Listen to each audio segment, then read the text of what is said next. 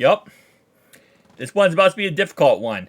Guys, today I want to give my keys to victory for this upcoming matchup between Cincinnati Bengals and the Pittsburgh Steelers. As always, every single week we do our game previews, and I feel like every single week now, Jake Browning is just getting better and better and better. Now, of course, this upcoming week, he does not have Jamar Chase. Jamar Chase is going to be out for the Steelers game, potentially out for longer, depending on how bad, or how many setbacks we have with his shoulder separated injury.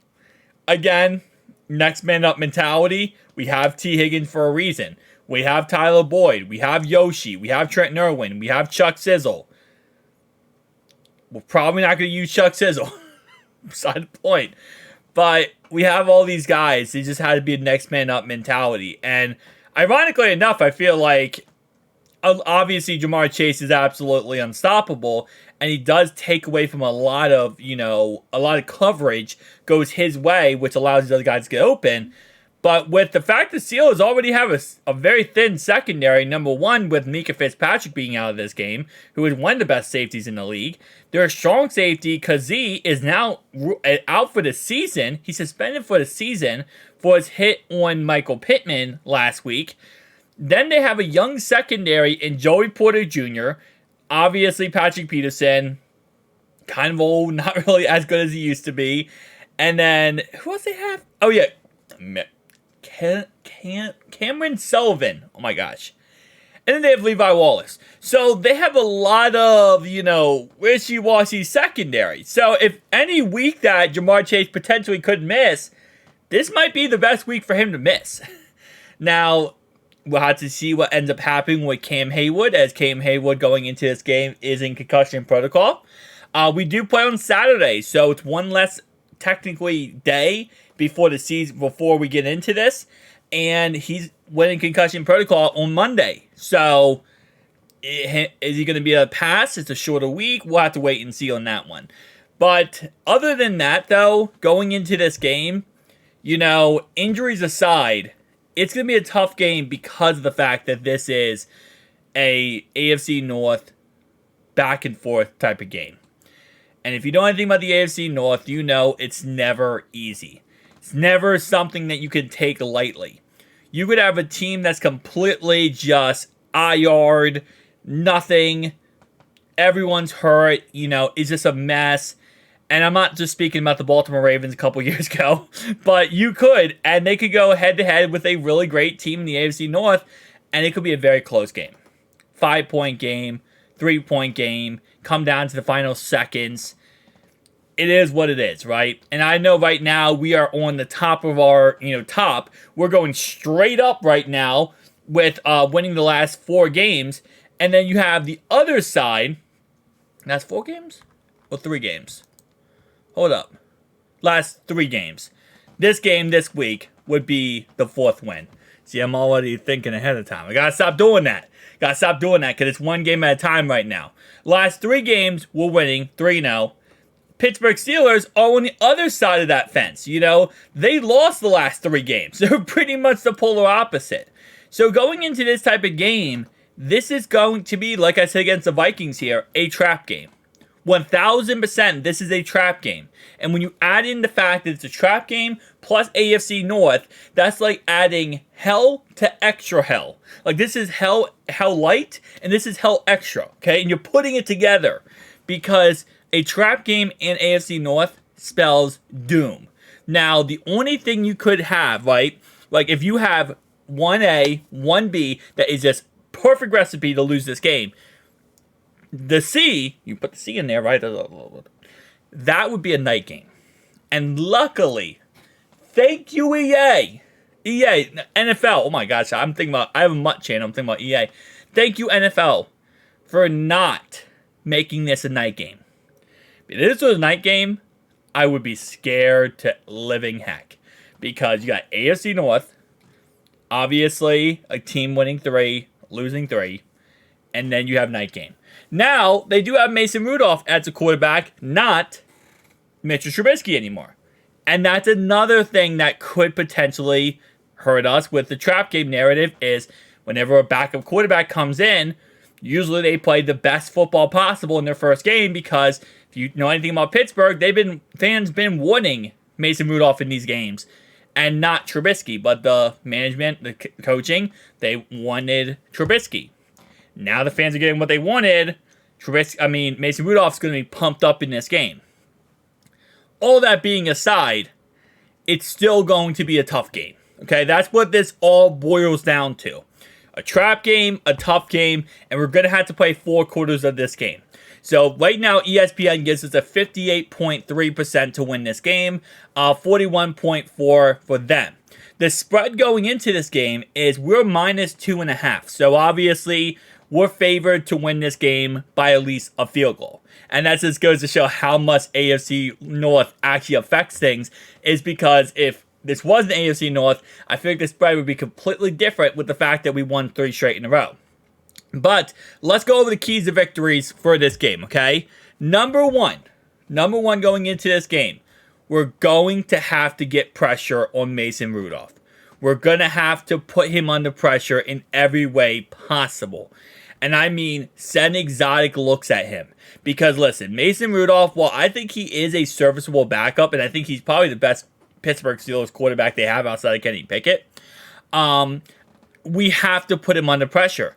We saw it last week with Nick Mullins. When we pressured Nick Mullins, things went wrong. My speech impediment. Things went wrong when we pressured Nick Mullins. And the sad part was last week, a lot of our defense could not get pressure on him. Now, the positive thing is we're not going against Jordan Addison, Jay Jettis, and TJ Hawkinsock, okay? We're going against George Pickens, who definitely changed my narrative on how great I thought he was.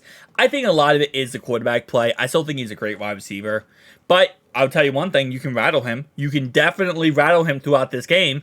Deontay Johnson, who seems like kind of falling off, and Allen Robinson. And also Pat Freiermuth, who last time we played them was the problem. By the way, we'll talk about that in a second. But pressuring Mason Rudolph we need to get pressure on him. I don't care what you have to send at him. I don't care if you have to play single high coverage and just blitz the holy heck out of him. But you have to get pressure on Mason Rudolph in this game. If he sits back there in a clean pocket, you're going to lose this game. Just a fact, straight, simple. You have to get pressure on him. You have to make sure he's scrambling. Get him out of this pocket. He's not that fast of a quarterback. Get him out of this pocket and collapse that pocket over and over and over again. Make his day in this game a living heck.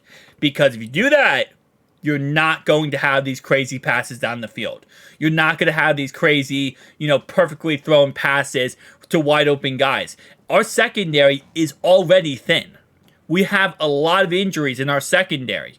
We cannot let them take advantage of this and manipulate this.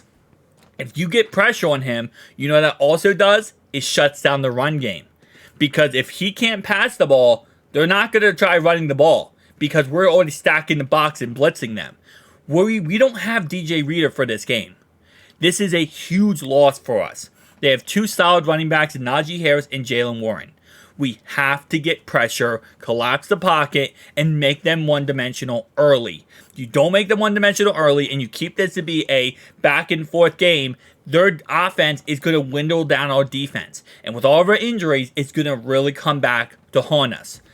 Number 2, shut down Freiermuth. Please, for the love of everything, I don't care what you have to do. You go back to our last game in Week 12, and you look and you learn anything from that game.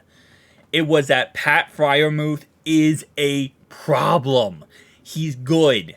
Yeah, I know it's a shocking, thing. Once they got rid of Matt Canada, apparently the new guy, whoever they have now, I don't really follow the Pittsburgh Steelers that much, they are targeting Pat Freiermuth. And because of that, we have to stop all that crap from happening. No Freiermuth. If Freiermuth gets out of this game with less than 20 yards, we win this game 100%. If he gets out of this game with more than 150 yards, I think last time we played this had like 100 yards, we're going to lose this game. You have to shut down Freiermuth.